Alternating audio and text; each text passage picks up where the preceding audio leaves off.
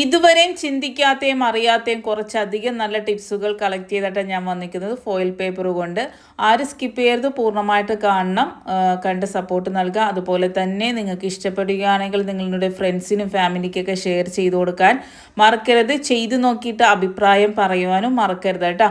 Foil paper നമ്മൾ പല രീതിയിൽ ഉപയോഗിക്കാറുണ്ട്. നമ്മൾ ഓവനിൽ ചൂടാക്കാനും അതുപോലെ തന്നെ ഗ്രില്ല് ചെയ്യാൻ ഉപയോഗിക്കാറുണ്ട്, നമ്മൾ എയർ ഫ്രയറിൽ ഉപയോഗിക്കാറുണ്ട്, അല്ലെങ്കിൽ നമ്മൾ എന്തെങ്കിലും ദൂരെ പോകുമ്പോൾ ചൂടാറാതെ കൊണ്ടുപോകാൻ ഉപയോഗിക്കാറുണ്ട്. അങ്ങനെ അങ്ങനെ അങ്ങനെ പല പല രീതിയിൽ. അതുപോലെ കത്രിക മുറിച്ച് വയ്ക്കുവാൻ, നമ്മൾ തുണി കഴുകുമ്പോൾ വാഷിംഗ് മെഷീനിൽ ഇട്ട് കഴിഞ്ഞാൽ അത് തുണിയുടെ കളർ വയ്ക്കുവാനൊക്കെ നമ്മൾ ഉപയോഗിക്കാറുണ്ട്. അതൊന്നുമല്ല, എല്ലാവരും കണ്ടു നോക്കുക, അഭിപ്രായം പറയുക, സ്കിപ്പ് ചെയ്യാതെ കാണുക കേട്ടോ. സിമ്പിൾ ടിപ്സ് ഈസി ലൈഫിലേക്ക് എല്ലാ കൂട്ടുകാർക്കും സ്വാഗതം. നല്ലൊരു ദിവസം നേർന്നുകൊണ്ട് നമുക്ക് നമ്മുടെ വീഡിയോയിലേക്ക് പോകാം. ആദ്യമായിട്ട് നമ്മൾ ഫോയിൽ പേപ്പർ കട്ട് ചെയ്യുമ്പം ഏറ്റവും ശ്രദ്ധിക്കേണ്ടത്, നമ്മൾ കത്രികയാകട്ടെ കത്തി കൊണ്ടാകട്ടെ എന്തുകൊണ്ട് ചെയ്താലും കറക്റ്റായിട്ട് ആ ഒരു എന്താ പറയുക, ഇങ്ങനെ സിക്സാക്ക് പോലെ ഇങ്ങനെ വരും, അതിലൊരു പാട് വരും. അല്ലെങ്കിൽ കട്ട് ചെയ്യുമ്പോൾ അത്ര പെർഫെക്റ്റ് ആയിട്ട് കിട്ടില്ല. നൂല് മതി കേട്ടോ ഈ ഒരു ഫോയിൽ പേപ്പർ കട്ട് ചെയ്യാനായിട്ട്. വെറും നൂല് കൊണ്ട് നമ്മൾ കട്ട് ചെയ്യുമ്പോൾ നല്ല കറക്റ്റായിട്ട് വരും. കറക്റ്റ് എന്ന് പറഞ്ഞാൽ ആ ഒരു ലെവലിൽ തന്നെ കണ്ട നല്ല ഷാർപ്പായിട്ട് തന്നെ നല്ല രീതിയിൽ തന്നെ വരും. ഏതൊരു നൂലായാലും മതി കേട്ടോ, ഈ ഒരു നമ്മൾ തയ്ക്കുന്ന നൂലോ ഏതൊരു നൂലായാലും മതി. നമുക്കപ്പോൾ നല്ല കറക്റ്റായിട്ടും നല്ല ഭംഗിക്കും കിട്ടാനായിട്ട് ഇത് സഹായിക്കും. ഇതിങ്ങനെ ഒന്ന് ചെയ്ത് നോക്കണം കേട്ടോ.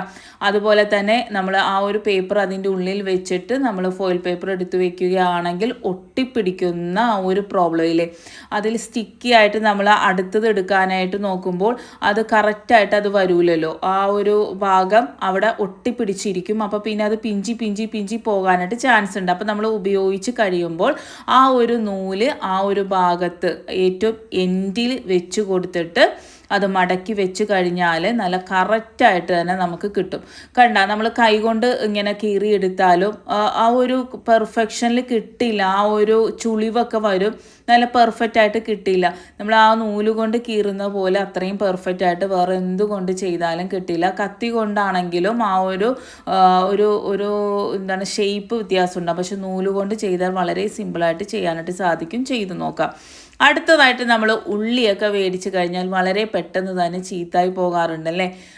ചൂടാണെങ്കിലും തണുപ്പാണെങ്കിലും പെട്ടെന്ന് ചീത്തായി പോകുന്ന ഒരു സാധനമാണ് നമ്മളുടെ ഉള്ളി. ഉള്ളിയുടെ ആദ്യം ആ ഒരു ഇങ്ങനെ പേറ്റി കൊടുക്കുക എന്ന് നമ്മളിവിടെ പറയും. അതുപോലെ ചെയ്തിട്ട് ഇതുപോലുള്ള ആ ഒരു തോലുകൾ എടുത്ത് കളയാനായിട്ട് മറക്കരുത്. മസ്റ്റായിട്ട് അതെടുത്ത് മാറ്റണം. അതെടുത്ത് മാറ്റിയാൽ തന്നെ എന്താണ് പറയുക, 75% ചീഞ്ഞു പോകുന്ന പ്രശ്നം, പുഴു വരുന്ന പ്രശ്നങ്ങളൊക്കെ മാറിക്കിട്ടാൻ സഹായിക്കും. നമ്മൾ വെറുതെ ഇപ്പം ഈ ഒരു കൊട്ടയിൽ വെച്ചിട്ടാണെങ്കിൽ ഇങ്ങനെ 2-3 പ്രാവശ്യം തട്ടുമ്പോഴത്തേക്കും ആ ഒരു തൊലി മേളിലോട്ട് വരുന്നതായിട്ട് കാണാനായിട്ട് സാധിക്കും. അപ്പോൾ വളരെ സിമ്പിളായിട്ട് ഇത് എടുത്ത് കളയാനായിട്ട് സാധിക്കും കേട്ടോ.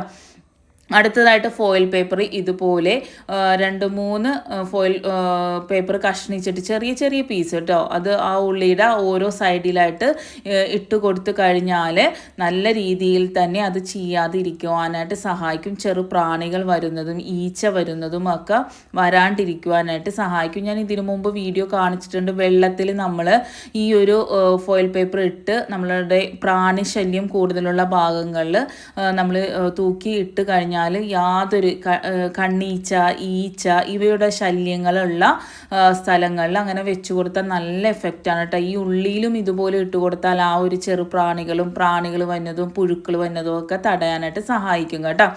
അടുത്തതായിട്ട് നമ്മൾ ഉള്ളി ഉലിച്ച് ഫ്രിഡ്ജിൽ വെക്കുമ്പോൾ പെട്ടെന്ന് ചീഞ്ഞു പോകുന്ന ഒരു ഇത്, നമ്മൾ എത്ര നല്ല പോലെ വെച്ചാലും അത് ചീഞ്ഞു പോകാനൊരു ചാൻസ് ഉണ്ട്. കുറച്ച് ഇപ്പോൾ അധികം, ഇതിപ്പം 1 കിലോളം ഉള്ളി നമ്മൾ ഉലിച്ച് വെച്ചതാണ്, ഇപ്പോൾ പകുതിയോളം എടുത്തിട്ടുണ്ട് കേട്ടോ. അപ്പോൾ അത് ചീഞ്ഞു പോകാണ്ടിരിക്കാൻ ഇതുപോലെ പ്ലാസ്റ്റിക്കിൻ്റെ കവറല്ല, ഇതുപോലത്തെ ഈ ഒരു ഇത് എന്താണ് ക്ലോത്തിൻ്റെ കവറില്ലേ, അതിലിട്ട് വെക്കാനായിട്ട് ശ്രദ്ധിക്കുക. നമ്മൾ കണ്ടെയ്നറിലൊക്കെ വെക്കുന്നതിനേക്കാളും നല്ലത് ഇതുപോലുള്ള കവറുകളിൽ വെച്ചാൽ, എൻ്റെ ഒരു അനുഭവം വെച്ചിട്ട് അധികം ചീഞ്ഞു പോകില്ല കേട്ടോ, നല്ല പോലെ തന്നെ നിൽക്കും. അതിനോടൊപ്പം തന്നെ ഈ ഒരു ഫോയിൽ പേപ്പർ ഇതിൻ്റെ ഉള്ളിലിട്ട് കൊടുത്തു കഴിഞ്ഞാൽ അതിൻ്റെ ആ ഒരു തണുപ്പ് ക്രമീകരിച്ചിട്ട് മാസങ്ങളോളം ഇരുന്നാലും ആ ഒരു ഉള്ളിക്ക് ഒരെണ്ണം പോലും ചീഞ്ഞു പോകില്ല കേട്ടോ. ഒന്ന് മസ്റ്റായിട്ടും ട്രൈ ചെയ്ത് നോക്കാം കേട്ടോ. നിങ്ങളിപ്പോൾ കണ്ടെയ്നറിലാണ് വിൽക്കുന്നതെങ്കിലും അതിൻ്റെ അടിയിലും മേളിലും ഈ ഒരു ഫോയിൽ പേപ്പർ വെച്ചാലും നല്ലതാണ് കേട്ടോ. അതിനേക്കാളും എനിക്ക് എഫക്റ്റായിട്ട് തോന്നിയേക്കുന്നത് ഇതുപോലുള്ള സഞ്ചികളിൽ വെച്ചാൽ കാലങ്ങളോളം ഇരുന്നാലും ഒരു കേടും പറ്റാണ്ട് ഇരിക്കാറുണ്ട് കേട്ടോ. ഒന്ന് ചെയ്ത് നോക്കണേ. അടുത്തതായിട്ട് നമ്മൾ ഇപ്പം ഒരു സവാള അരിഞ്ഞ് വെക്കുകയാണെങ്കിലും ഒരു തേങ്ങ ഇതുപോലെ കഷ്ണിച്ച് കഴിഞ്ഞാലും ബാക്കി വരുന്നത് വെച്ചാലും ഫ്രിഡ്ജിൽ വെച്ചാലും അതിൻ്റെ ആ ഒരു ഉണങ്ങിയ പോലെ ആയിപ്പോകും അല്ലേ. അതിന് ഈ ഒരു ഫോയിൽ പേപ്പർ ഇപ്പം വെജിറ്റബിൾസും അതുപോലെ തന്നെ കുമ്പളങ്ങ ചീഞ്ഞു പോകുന്ന വെജിറ്റബിൾസ് ആണെങ്കിലും ഫ്രിഡ്ജിൽ വെക്കുമ്പോൾ നിങ്ങൾ ഇതുപോലെ ചെയ്താൽ മതി. ഇതിപ്പോൾ തേങ്ങ ആയതുകൊണ്ട് കുറച്ച് ഉപ്പിട്ട് കൊടുത്തിട്ടുണ്ട്, എന്നിട്ട് പൊതിഞ്ഞ് വെച്ചാൽ മതി. ഇപ്പോൾ കുമ്പളങ്ങയൊക്കെ ആണെങ്കിൽ ഉപ്പൊന്നും ഇടാതെ തന്നെ പൊതിഞ്ഞ് വെച്ചാൽ മതി കേട്ടോ. അടുത്തതായിട്ട് നമ്മൾ ബാറ്ററി ഇടുമ്പം കുറച്ച് കാലം കഴിയുമ്പോൾ നമ്മളുടെ ക്ലോക്കിലുള്ള ബാറ്ററി ആകട്ടെ, നമ്മൾ റിമോട്ടിൽ ഉപയോഗിക്കുന്ന ഏതൊരു റിമോട്ടും AC-യുടെ ആകട്ടെ നമ്മളുടെ TV-യുടെ ആകട്ടെ എന്തിൻ്റെ റിമോട്ടാണെങ്കിലും കുറച്ച് കഴിഞ്ഞ് ഉപയോഗിക്കുമ്പോൾ അതിൻ്റെ ആ ഒരു ബാറ്ററി ഭയങ്കര ലൂസായിട്ട് അത് നമ്മൾ വർക്ക് ചെയ്യാനും ബുദ്ധിമുട്ടായിരിക്കും. അതുപോലെ ലൂസായിട്ട് ഇളകി ഇങ്ങോട്ട് വീണ് പോകുന്ന ഒരു അവസ്ഥയായിരിക്കും അല്ലേ. അപ്പോൾ ഇതുപോലെ ഒന്ന് ചെയ്ത് നോക്കണം കേട്ടോ. ഒരു ഫോയിൽ പേപ്പർ ചെറിയ കഷ്ണം വെച്ചിട്ട് നമ്മൾ ആ ഒരു ബാറ്ററി ഇടുകയാണെങ്കിൽ അത് നല്ല കറക്റ്റായിട്ട് തന്നെ ഇരിക്കുകയും ചെയ്യും, നല്ല രീതിയിൽ വർക്കാവും കേട്ടോ. നല്ല രീതിയിൽ വർക്കാവും എന്ന് പറഞ്ഞു കഴിഞ്ഞാൽ ആ ഒരു ഡിസ്റ്റൻസ് ഇല്ലാതെ തന്നെ അതുപോലെ ഫോയിൽ പേപ്പർ നല്ല നമ്മൾ ബാറ്ററിയുടെ ഇത് നല്ല പവറാക്കാനും സഹായിക്കുന്നതാണ്. അത് ഏതൊരു ബാറ്ററിയുടെ ആണെങ്കിലും ഇപ്പോൾ ക്ലോക്കിൻ്റെ ബാറ്ററിയൊക്കെ ആണെങ്കിലും വർഷങ്ങൾ നമ്മൾ ക്ലോക്കൊക്കെ ഉപയോഗിച്ച് കഴിയുമ്പോൾ ആ ഒരു ഭാഗം ലൂസാകാനും അതുപോലെ അതിൻ്റെ ഒരു സ്പ്രിങ് ലൂസാകാനൊക്കെ ചാൻസ് ഉണ്ട്. അപ്പോൾ ഇതുപോലെ ഒന്ന് ചെയ്ത് നോക്കാം കേട്ടോ. അടുത്തതായിട്ട് ഒരു ഫോയിൽ പേപ്പർ എടുത്തിട്ടുണ്ട്. അതിലേക്ക് നമ്മളിപ്പം നല്ല കുറച്ച് കഴിഞ്ഞിട്ട് പഴുക്കേണ്ട പഴങ്ങളും വെച്ച് കൊടുത്താൽ നമുക്ക് ഒരാഴ്ചയോളം പഴുക്കാതെ അത് നല്ല രീതിയിൽ തന്നെ ഇരിക്കും. ഇനി ഇതുപോലെ നമ്മൾ പഴുത്ത പഴങ്ങൾ ഒരു 2-3 ദിവസം അത് അലുത്ത് പോകാണ്ടിരിക്കുവാനും ഇതുപോലെ ഫോയിൽ പേപ്പർ വെച്ച് കൊടുത്താൽ മതി കേട്ടോ. ഇപ്പോൾ നമുക്ക് കുറച്ചധികം നമ്മൾ മേടിച്ച് കുറച്ച് പഴുത്ത് വരുന്ന ആ സമയത്ത് നമുക്ക് ഇതുപോലെ കുറച്ച് 2-3 ദിവസം കൂടി ഇരിക്കണമെങ്കിൽ ഈ ഒരു ഫോയിൽ പേപ്പർ കൊണ്ട് ഇതുപോലെ ചെയ്താൽ മതി കേട്ടോ. അടുത്തതായിട്ട് നമുക്ക് ബാക്കി വരുന്ന സാധനങ്ങൾ നമ്മൾ കണ്ടെയ്നറിലൊക്കെ ഇട്ട് വെച്ചിട്ട് ബാക്കി വരുന്ന കവറിൽ വരുന്ന സാധനങ്ങൾ ഒരു തരി പോലും വിടവില്ലാതെ അതുപോലെ തന്നെ പ്രാണിശല്യം ഒന്നും നമ്മൾ കറക്റ്റായിട്ട് അത് സ്റ്റിക്ക് ചെയ്തെടുത്തു കഴിഞ്ഞാൽ പ്രാണിശല്യമൊന്നും ഒരിക്കലും ഉണ്ടാവില്ല. നല്ല ടൈറ്റിന് ഇപ്പോൾ നമ്മൾ റബ്ബർ ബാൻഡ് കൊണ്ടും മറ്റുള്ളത് കൊണ്ടും ഒക്കെ നമ്മൾ കെട്ടി വെക്കുമ്പോൾ അതിൽ എവിടെയെങ്കിലും ഒരു എയർ പാസിങ് ഉണ്ടെങ്കിൽ അതിൽ പ്രാണിശല്യമൊക്കെ വരാനായിട്ട് ചാൻസ് ഉണ്ട്. പക്ഷേ ഇതുകൊണ്ട് ഇതുപോലെ ചെയ്ത് കഴിഞ്ഞാൽ ഒരു തരി പോലും പ്രാണികളോ ഒന്നിൻ്റെ ശല്യം ഇല്ലാതിരിക്കാനായിട്ട് സഹായിക്കും കേട്ടോ. പെർഫെക്റ്റ് ആയിട്ട് ഒട്ടിക്കിട്ടും. നമുക്ക് എത്ര വേണമെങ്കിലും ഈ ഒരു ഫോയിൽ പേപ്പർ നമ്മൾ അടുക്കളയിൽ എടുത്ത് വെച്ചാൽ മതി. എന്നിട്ട് നമുക്ക് സാധനങ്ങൾ എന്തായാലും ഓൾമോസ്റ്റ് നമ്മൾ 1 മാസത്തേക്ക് കണ്ടെയ്നറിലൊക്കെ ഇട്ട് വെക്കുന്ന ഒരു സമയം തന്നെയാണല്ലോ. അപ്പോൾ ഈ ഒരു ഫോയിൽ പേപ്പറും ഈ ഒരു തേപ്പൊട്ടിയും കൊണ്ട് നമ്മൾ ഇതുപോലെ ചെയ്ത് എല്ലാം ഒട്ടിച്ച് നമ്മൾ എടുത്തു വെച്ച് പിന്നെ എല്ലാം തീർന്നു കഴിയുമ്പോഴാണ് നമ്മൾ റീസ്റ്റോക്ക് ചെയ്യുന്നത്, അതിലേക്ക് നമ്മൾ കുപ്പിയിലേക്ക് ഇട്ട് കൊടുക്കുന്നത്. ആ സമയത്ത് പൊട്ടിച്ചെടുത്താൽ മാത്രം മതി കേട്ടോ. അപ്പോൾ നല്ല സൂപ്പറായിട്ട് ഒട്ടിയിട്ടുണ്ട്. ഒരു തരി ഒരു വെടവ് പോലും ഇല്ലാതെ നമുക്ക് ഒട്ടിക്കിട്ടിട്ടുണ്ട്. പിന്നെ നമ്മൾ ഈ ഒരു തേപ്പൊട്ടിയിൽ ഇതുപോലെ ഫോയിൽ പേപ്പർ വെച്ചതിന് ശേഷം നമ്മൾ തുണികൾ തേക്കുകയാണെങ്കിൽ കറണ്ട് കാശ് ലാഭിക്കുവാനും അതുപോലെ തന്നെ നല്ല രീതിയിൽ നമ്മളിപ്പം തേപ്പൊട്ടി കൊണ്ട് തേക്കുന്നതിനേക്കാളും സ്പീഡിന് നല്ലപോലെ ക്ലീനായി ചുളിവ് പോകുവാനും അതുപോലെ കറണ്ട് കാശ് ലാഭിക്കുവാനും നല്ല സൂപ്പറാണ് കേട്ടോ. സാരിയൊക്കെ നമ്മൾ കോട്ടൺ സാരിയൊക്കെ തേച്ച് കഴിഞ്ഞാൽ നല്ല സ്റ്റിഫായിട്ടിരിക്കാനായിട്ട് സഹായിക്കും. സൂപ്പർ ഐഡിയ ആണ്, ഒന്ന് ചെയ്ത് നോക്കണം കേട്ടോ. അടുത്തതായിട്ട് നമ്മൾ ഇതുപോലെ അടുക്കളയിൽ ഉപയോഗിക്കുന്ന സ്ക്രബ്ബർ ആ ഒരു ഇതുകൊണ്ട് നമ്മൾ ഉപയോഗിക്കുമ്പോൾ ഇതുപോലെ കുറച്ച് കഴിയുമ്പോൾ ഇതുപോലെ പിഞ്ചി നമ്മളുടെ അരിപ്പയാകട്ടെ പാത്രങ്ങളുടെ വിടവിലൊക്കെ കയറിയിരിക്കുവാനും അതുപോലെ തന്നെ നമ്മളുടെ ഭക്ഷണത്തിൽ അത് വരുവാനൊക്കെ ചാൻസ് ഉണ്ട്. ഇപ്പോൾ ഈ അടുത്തൊരു ന്യൂസ് കണ്ടു, വയറിൻ്റെ ഉള്ളിൽ നിന്ന് കുടലിൽ നിന്ന് ഈ ഒരു സാധനം കിട്ടി എന്നൊക്കെ ഓപ്പറേഷൻ ചെയ്തെടുത്ത് കളഞ്ഞു എന്നൊക്കെ. അപ്പോൾ ഇത് നമുക്ക് വളരെ ഹാനികരമാണ് നമ്മളുടെ ശരീരത്തിന്. അപ്പോൾ ഇതുപോലെ ഒന്ന് ചെയ്തിട്ട് വേണം നിങ്ങൾ ഉപയോഗിക്കാനായിട്ട് കേട്ടോ. കുറച്ച് വെള്ളത്തിലേക്ക് ഫോയിൽ പേപ്പർ 2-3 കഷ്ണം ഇതുപോലെ ഇട്ട് കൊടുക്കുക. അതിലേക്ക് ഒരു നുള്ള് വിനാഗിരി ഒഴിച്ചിട്ട് നമ്മൾ ഇത് നല്ലതുപോലെ ഇതുപോലെ വെട്ടി തിളപ്പിക്കുക കേട്ടോ. ഒരു 1/4 ടീസ്പൂൺ മാത്രം വിനാഗിരി ഒഴിച്ചു കൊടുത്താൽ മതി. അപ്പോൾ ഈ പൊട്ടി വരുന്ന ഈ പൊടിഞ്ഞു വരുന്ന ആ ഒരു ടെൻഡൻസി ഉണ്ടാവില്ലേ, അത് ഉണ്ടാവില്ല കേട്ടോ. നല്ല പെർഫെക്റ്റ് ആയിട്ട് തന്നെ നമ്മൾ അത് തീരുന്നത് വരെയും ഉപയോഗിച്ചാലും ഒരിക്കലും അതൊരു പൊട്ടി വരുന്ന പ്രശ്നമേ ഉണ്ടാവില്ല. ഇപ്പോൾ 1 മാസത്തോളമൊക്കെ നമ്മൾ 1 മാസം 1.5 മാസത്തോളം നമ്മളൊരു സ്ക്രബ്ബർ ഉപയോഗിക്കുമല്ലോ, എന്നിട്ട് കളയണം കേട്ടോ. നമ്മൾ അതിൽ കൂടുതലൊന്നും ഉപയോഗിക്കരുത്. നമ്മളുടെ ആരോഗ്യത്തിന് വളരെ ഹാനികരമായിരിക്കും. കുറേ കാലം നമ്മളിത് ഉപയോഗിക്കുന്നത് തീരുന്നത് വരെയും വെയിറ്റ് ചെയ്യരുത്. ഒരു 1.5-2 മാസം കഴിയുമ്പോഴത്തേക്കും അത് മാറ്റുക കേട്ടോ. അടുത്തതായിട്ട് അടിപിടിച്ച പാത്രമാകട്ടെ, ഇല്ലെങ്കിൽ നമ്മൾ ഇതുപോലെ പാൽ ചായ കാച്ചുന്ന പാത്രങ്ങളാകട്ടെ, അടിപിടിച്ച പാത്രങ്ങളൊക്കെ നല്ല പോലെ തിളങ്ങാനായിട്ട് നല്ലതാണ്. അതുപോലെ സിൽവറിൻ്റെ പാത്രങ്ങളിലെ ഈ പൂജയ്ക്ക് ഉപയോഗിക്കുന്ന സിൽവർ പാത്രങ്ങൾ, സിൽവറിൻ്റെ ഗ്ലാസ്സുകളൊക്കെ നമുക്ക് ഈ ഒരു ഫോയിൽ പേപ്പർ കൊണ്ട് തേച്ച് കഴുകിക്കഴിഞ്ഞാൽ, ഇപ്പോൾ എൻ്റെ കയ്യിലില്ലാത്തത് കൊണ്ടാണ് ഞാൻ ഈ ഒരു ചായപാത്രം കാണിച്ചു തരുന്നത്. സിൽവറിൻ്റെ ഏതൊരു പാത്രവും നല്ല രീതിയിൽ വെട്ടിത്തിളങ്ങും, നല്ല രീതിയിൽ ക്ലീനായി കിട്ടാനായിട്ട് ഇത് കൊണ്ട് ഉരസി കഴുകിയാൽ മതി. അതുപോലെ ബാത്റൂമിലുണ്ടാവുന്ന ഉപ്പ് കറയില്ലേ, നമ്മൾ പൈപ്പുകളൊക്കെ ഉപ്പ് കറ കൊണ്ട് ഇങ്ങനെ ഇതായിരിക്കില്ലേ, അതൊക്കെ ക്ലീൻ ചെയ്യുവാനും ഈ ഒരു ഫോയിൽ പേപ്പർ സൂപ്പറാണ് കേട്ടോ. നല്ല പോലെ തന്നെ ക്ലീൻ. അത് ഞാൻ സോപ്പൊന്നും ഉപയോഗിക്കാതെ തന്നെ കഴുകി എടുക്കുന്നതാണ് ഞാൻ കാണിച്ചു തരുന്നത്. അപ്പം അല്ലെങ്കിൽ സിൽവർ പ്ലേറ്റുകൾ ഇവയെല്ലാം കഴുകാനായിട്ട് നിങ്ങൾക്ക് ഈ ഒരു ഫോയിൽ പേപ്പർ ഉപയോഗിക്കാവുന്നതാണ്. ഇപ്പോൾ കണ്ടില്ലേ, സ്റ്റീലിൻ്റെ ഈ ഒരു പാത്രം തന്നെ എത്രത്തോളം തിളങ്ങിയിട്ടുണ്ട്, സോപ്പൊന്നും ഉപയോഗിക്കാതെ തന്നെ കഴുകിയതാണ്. അപ്പോൾ സിൽവറിൻ്റെ പാത്രങ്ങൾ നല്ല സൂപ്പറായിട്ട് തിളങ്ങും.